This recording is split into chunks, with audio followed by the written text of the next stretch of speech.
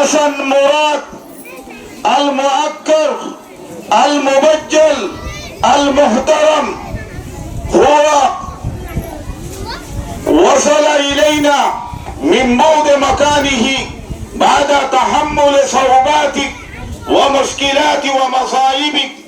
اللهم وفقه بالمستقبل، اللهم بارك في حياتك.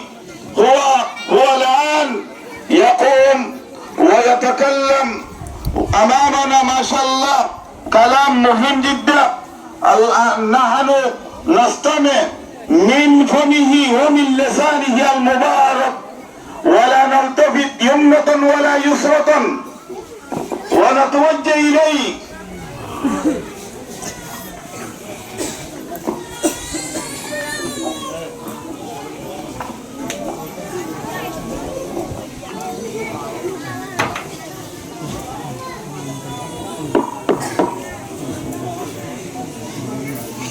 السلام عليكم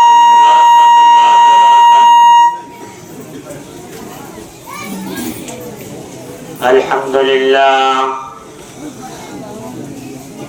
الحمد لله نحمده ونستعينه ونستغفره ونؤمن به ونتوكل عليه ونعوذ بالله من شرور أنفسنا ومن سيئات أعمالنا. من يهده الله فلا مضل له ومن يضلله فلا هادي له. ونشهد أن سيدنا وسندنا وحبيبنا ومولانا محمد صلى الله عليه وعلى آله وصحبه وبارك وسلم تسليما كثيرا كثيرا. أما بعد فأعوذ بالله من الشيطان الرجيم. بسم الله الرحمن الرحيم. إن الذين قالوا ربنا الله ثم استقاموا تتنزل عليهم الملائكة ألا تخافوا ولا تحزنوا وأبشروا بالجنة التي كنتم توعدون. وقال رسول الله صلى الله عليه وسلم: كن في الدنيا كأنك غريب أو عابر سبيل، أو كما قال عليه الصلاة والسلام. معزز حاضرين, মহান আল্লাহ পাক রব্বুল আলামিনের দরবারে অসংখ্য অগণিত শুকরিয়া যে আল্লাহ সুবহানাহু ওয়া তাআলা আমাদেরকে দ্বীনের নিসবতে দ্বীনের এক মুবারক মজলিস, যে সমস্ত মজলিসগুলো আল্লাহ পাক রব্বুল আলামিনের দরবারে অনেক দামি, এমন এক উঁচু মজলিসে বেহেশতের বাগান তুল্য যার তুলনা আল্লাহর হাবিব সাল্লাল্লাহু আলাইহি ওয়াসাল্লাম করেছেন। আল্লাহ পাক রব্বুল আলামিন আমাদেরকে আল্লাহ ও রাসূলকে খুশি করার উদ্দেশ্যে অল্প কিছু সময় দিনের আলোচনা করার এবং শোনার আমাদেরকে তৌফিক যে আল্লাহ তাআলা দান করেছেন, এজন্য সকলে দিল থেকে কালিমাতু শুকর আদায় করি আলহামদুলিল্লাহ।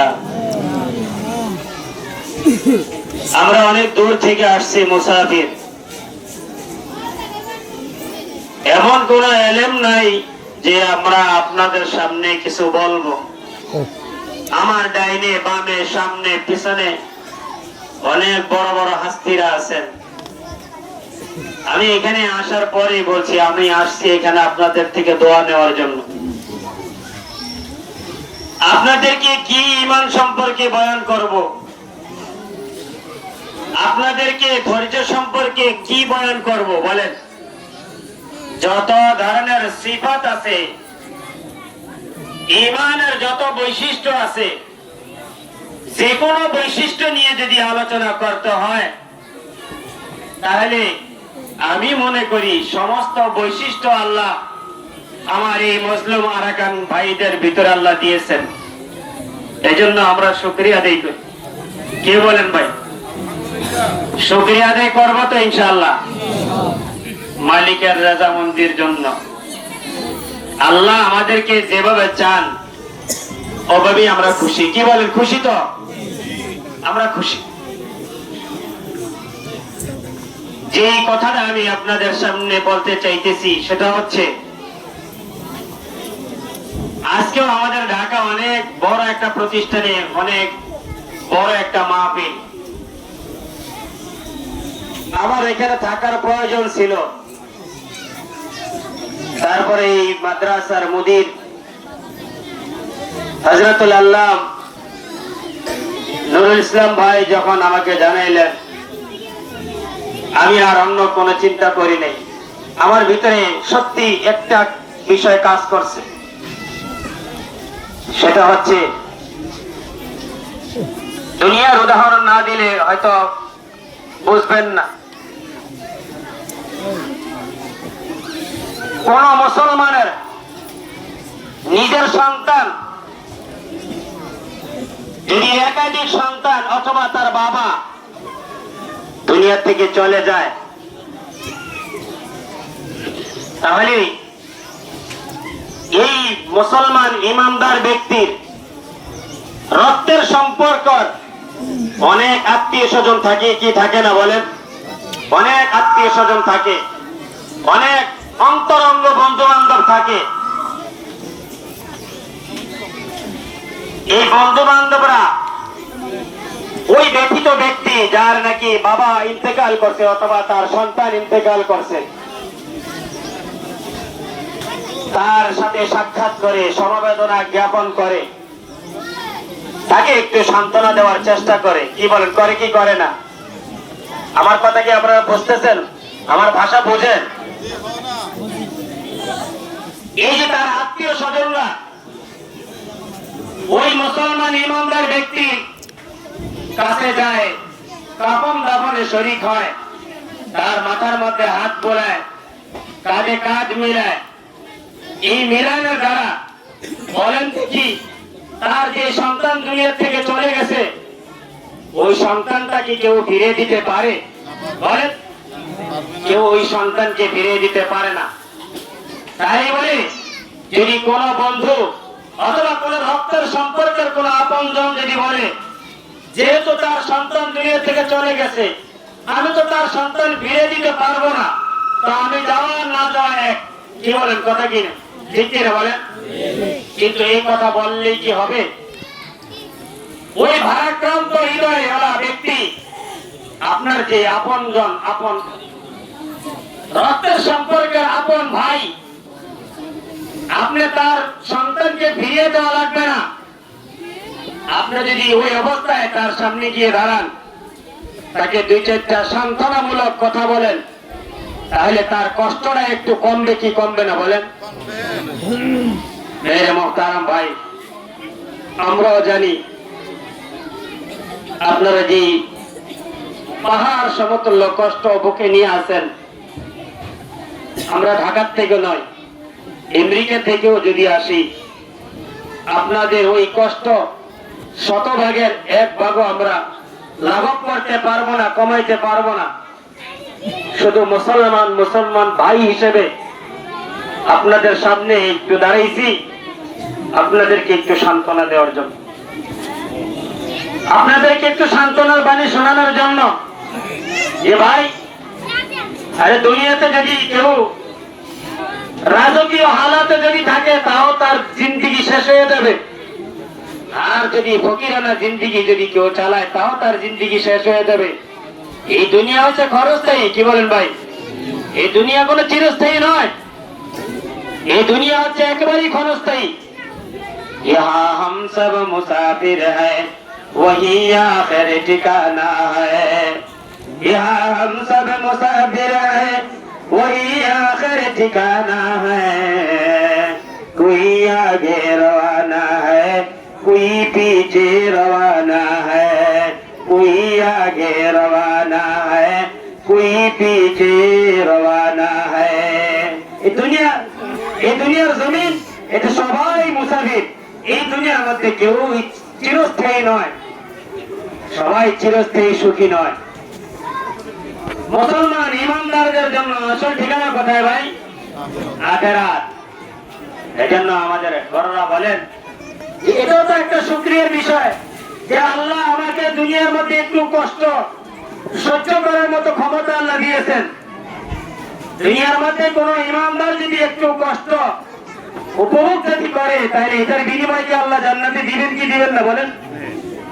এমনকি মুমিন বান্দার, এটা হাদিস, মুমিন বান্দার পায়ের মধ্যে যদি সুইয়ের মতো চিকন একটা কাঁটাও যদি ভিড়ে, তাহলে এটার বিনিময়ে ওই যে বান্দা আহ বলবে, এই এতটুকু শব্দ বলার কারণেও আল্লাহ পাক রব্বুল আলামিন তার বিনিময়ে আল্লাহ জান্নাতে দিবেন। কি বলেন, দিবেন কি দিবেন না? তাহলে এত ভারাক্রান্ত হৃদয় আমার আরাকানের মুসলমান ভাইয়েরা, আল্লাহ পাক রব্বুল আলামিনের কাছে দোয়া করি, আমরা মুসাফির, এটা একটা নজরানা পেশ করার সুযোগ। আমরা তো ঈমানের কোন পরীক্ষা দিতে পারি নাই, আপনারা তো একটা পরীক্ষা দিয়েছেন। সাহাবায়ে কেরাম পরীক্ষা দিয়েছেন, ঈমান আনার সময় কষ্ট করেছেন, আবার ঈমান নিয়ে যাওয়ার পর্যন্ত, ঈমান নিয়ে টিকে থাকা পর্যন্ত আমরণ তারা লড়ে গেছেন। কি বলেন, ঠিক কিনা? আমরা তো ঈমান আনছি হয়তো বাপ দাদার সূত্রে, কথা বুঝেন, বাবা মা দাদা দাদি এরা মুসলমান ছিল, এই জন্য ওয়ারিস সূত্রে আমরাও মুসলমান হয়েছি। কি বলেন, কথা ঠিক কিনা? এই মুসলমান হইতে গিয়ে হযরত সালমান ফারসি রাদিয়াল্লাহু তাআলা আনহুর মতো গোলাম হয়ে কেউ থাকে নাই, সবাই আজাদ হয়েছিলেন। হযরত সালমান ফারসি রাদিয়াল্লাহু তাআলা আনহু, তার বাড়ি ছিল পারস্য, এই পারস্য থেকে মদিনা পর্যন্ত এসেছেন, 10 বার বিক্রি হয়েছেন, গোলাম হয়েছেন মানুষের। এই কষ্ট করে তারপরে ইসলামের ছায়া তলে আসছেন। পরীক্ষা দিয়েছেন কিনা বলেন? কিন্তু আমি আপনি মুসলমান হওয়ার পেছনে আমাদের কোনো পরীক্ষা হয় নাই। এবার আমরা ঈমান নিয়ে থাকতে পারবো কিনা, ঈমানের উপর অটল থাকতে পারবো কিনা, এটার উপরে আল্লাহ আমাদেরকে একটা পরীক্ষার মধ্যে ফেলছেন। কি বলেন, ঠিক কিনা? এখন যদি আমার আল্লাহ পাক রব্বুল আলামিন চেয়েছেন আমাদেরকে, সমস্ত নবী রাসূল তার মাতৃভূমিতে থাকতে পারে নাই, সবাই হিজরত করেছে। কি বলেন ভাই? কি আমাদের নবীদের ইতিহাস কি জানা নাই? কতজন নবী আছে যে তার মাতৃভূমির মধ্যে রয়েছেন, আরাম আয়েশে ছিলেন। বেশিরভাগ নবী রাসূলদের ইতিহাস পড়েন আর নবীদের কথা ভাবতেন। সাহাবায়ে কেরামদের অবস্থা দেখেন, কত লক্ষ সাহাবী আল্লাহ রাসূল রেখে গেছেন, আর জান্নাতুল বাকিতে কতজন সাহাবী এখন ঘুমিয়ে আছে। বাকি সাহাবীরা কোথায়? এক একজন এক এক দেশে, এক এক প্রান্তরে চলে গেছে। মেরে মুহতারাম দোস্ত বুজুর্গ, যে কথাটা আমি বুঝাইতে চাচ্ছি, আল্লাহ আমাদেরকে একটা সুযোগ দিয়েছেন। ঈমান আনার সময় আমরা কোন পরীক্ষার সম্মুখীন হই নাই, এবার ঈমান নিয়ে কবরে যাওয়া পর্যন্ত হয়তো আল্লাহ আমাকে আপনাকে একটু পরীক্ষার মধ্যে রাখছেন। কি বলেন, কথা ঠিক কিনা? আমরা ইনশাআল্লাহ ধৈর্য হারা হব না। কি বলেন, পরীক্ষা পাস করবো তো? হাতরে দেখেন কারা কারা পরীক্ষা পাস করতে রাজি। আল্লাহ আমাদের সবাইকে তৌফিক দান করেন। এই পরীক্ষা পাস করে গেলে কি হবে? ইন্নাল্লাযীনা ক্বালু রাব্বুনাল্লাহ সুম্মা ইসতাকামু তাতানাজ্জাল আলাইহিমুল মালাইকাতু আল্লা তাখাফু ওয়া লা তাহজানু। ও মুসলমান ইমানদার, তুমি তোমার ঈমানটাকে মজবুতির সাথে ইস্তেকামতের সাথে রেখে দাও। মরার সময় তোমাকে ফেরেশতার মাধ্যমে আল্লাহ এই কথা সুসংবাদ তোমাকে শুনিয়ে দেবে। বান্দা, যেমন বাবা তার সন্তানকে বলে যে বাবা আমি আছি, তোমার কোনো ভয় নাই, তোমার কোনো চিন্তা নাই, তোমার কোনো পেরেশানি নাই। আল্লাহ পাক রব্বুল আলামিন ফেরেশতার মাধ্যমে ওই ঈমানদার বান্দাকে নিজ দায়িত্বে কালিমা পড়াইয়া তাকে সান্ত্বনা দেবে যে বান্দা আল্লাহ তাখাফু ওয়া লা তাহজানু ওয়া আবশিরু বিল জান্নাহ। হে বান্দা, জান্নাতের সুসংবাদ নিয়ে দাও। যাও, তুমি মরার পরে সাথে সাথে তোমার জন্য জান্নাত রেডি। কি বলেন? জান্নাত দিবে কি দিবেন আল্লাহ? কি বলেন? আল্লাহ দেওয়ার জন্য তৈরি। কিন্তু যদি আমার আর আপনার ইমানটা যেন কচু পাতার পানির মতো, কচু পাতা চিনেন? আমি আমার ভাষায় বলছি কচু পাতা। কচু পাতা অনেক বড় থাকে, কচু পাতার মধ্যে যদি আপনি পানি ফেলে দেখেন এরকম এরকম করে, এই কি না বলেন? এবার আমার ইমান যদি এই আল্লাহ আমাকে পরীক্ষা করতে চাইতেছেন, আর এই অবস্থায় একবার কি ইমান রাখবো আর ছাড়বো এরকম এরকম যদি দোকানের মধ্যে দিতে থাকে, তাহলে কি এর কি ইস্তেকামাত বলে? এটা কখনো ইস্তেকামাত নয়। এজন্য আল্লাহ যেন আমাদেরকে এইভাবে পরীক্ষা করতে চাইতেছেন, আর আমি ইচ্ছা করলো এই থেকে আমি বের হতে পারবো না, সুতরাং আমি মালিকের উপর রাজি হয়ে যাই। কি বলেন? আর আল্লাহর কাছে দোয়া করা চাই, ও আল্লাহ আপনি যদি আমাকে এই হালতে রেখে যদি আপনি খুশি থাকেন, অর্থাৎ শত কষ্ট শত পেরেশানির মধ্যে আমি থাকবো, এর মধ্যে যদি আল্লাহ আপনি খুশি থাকেন, তাহলে আল্লাহ আপনি আমাকেও খুশি থাকার তৌফিক দেন। কি বলেন? কথা ঠিক কিনা? আল্লাহর কাছে এই দোয়াটা করবো, এটা আল্লাহর কাছে চাবো, আল্লাহ আপনি যেমন চাইতেছেন আমি এভাবে থাকি, তো আপনি যেমন এইভাবে খুশি হবেন। আমি তো আর খুশি না থাকা কোনো অপশন নাই। কি বলেন? নাই তো। আল্লাহ আমাকেও একেবারে সন্তুষ্ট চিত্তে এই কষ্ট মেনে নেওয়ার তৌফিক দান করেন, শুধু ঈমানের জন্য। ঈমানকে বাঁচাইয়া আল্লাহ পাক রব্বুল আলামিন আমাদেরকে কবরে যাওয়ার তৌফিক দান করেন, বলেন আমিন। দুনিয়া এটা মুসাফিরের জিন্দেগি। সত্যিকারের মুসাফির আপনারা, সত্যিকারের মুসাফির আপনারা। আপনাদের কাছে আসার উদ্দেশ্য হচ্ছে আপনাদের চেহারা দেখলে আমার কাছে খুব ভালো লাগে, ছোট ছোট সন্তানগুলো দেখলে আমার কাছে খুব ভালো লাগে। আমাদের তো সন্তান আছে, আরে আমরা তো আমাদের সন্তানদেরকে নিয়ে 10 তলা 20 তলা বিল্ডিং এর চিন্তা করি, হ্যাঁ এক্সিও কারো গাড়ি BMW গাড়ির চিন্তা ভাবনা করি। আর আপনাদের এখানে এসে ইমান তাজা হয়, এরা চায় আল্লাহ যেন 4টা ডাল ভাত খাওয়ার জন্য সুখে শান্তিতে রাখে, এইটুকুই আশা। এই জন্য আমার কাছে এখানে আসলে কেমন যেন ভিতরটা একটু অন্যরকম হয়ে যায়। দোয়া করবেন ইনশাআল্লাহ, আমাকে আল্লাহ যতদিন রাখেন আমাকে দাওয়াত দেওয়া লাগবে না, ইনশাআল্লাহ আসবো। দোয়া করবেন তো ইনশাআল্লাহ? আমাদের জন্য দোয়া করবেন, আমরাও দোয়া করি আল্লাহ পাক রব্বুল আলামিন যেন এই মাদ্রাসাকে কিয়ামত পর্যন্ত আল্লাহ কবুল করে নেন, বলেন আমিন। আশা করি ইনশাআল্লাহ এই মাদ্রাসা দাওরায়ে হাদিস পর্যন্ত হবে। আমি ইনশাআল্লাহ চেষ্টা করব। আমাদের নুরুল ইসলাম ভাই আমার মসজিদের ব্যাপারে প্রস্তাব রেখেছেন, ইনশাআল্লাহ যতটুকু সম্ভব আমরা অতি দ্রুত ইনশাআল্লাহ মসজিদ সম্প্রসারণের কাজ হাত নেব ইনশাআল্লাহ। আপনারাও দোয়া করবেন, কারণ আল্লাহর খাজানা তো অভাব নাই। বান্দার যখন চাহিদা যখন বাড়বে আল্লাহর খাজানা ওই সময় খুলে দিবে। কি বলেন? এজন্য দোয়া আপনাদেরও দরকার। কি বলেন? আপনারাও দোয়া করবেন। আমাদের দেশীয় ভাষায় বলে, মা যদি বাচ্চা যদি না কান্দে তাহলে নাকি মায়ের স্তনে দুধ আসে না। এজন্য হ্যাঁ আমরাও একটু চোখের পানি ফেলবো।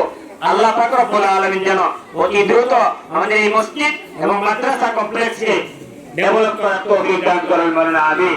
সুবহানাল্লাহি বিহামদিহি সুবহানাল্লাহিল আযীম।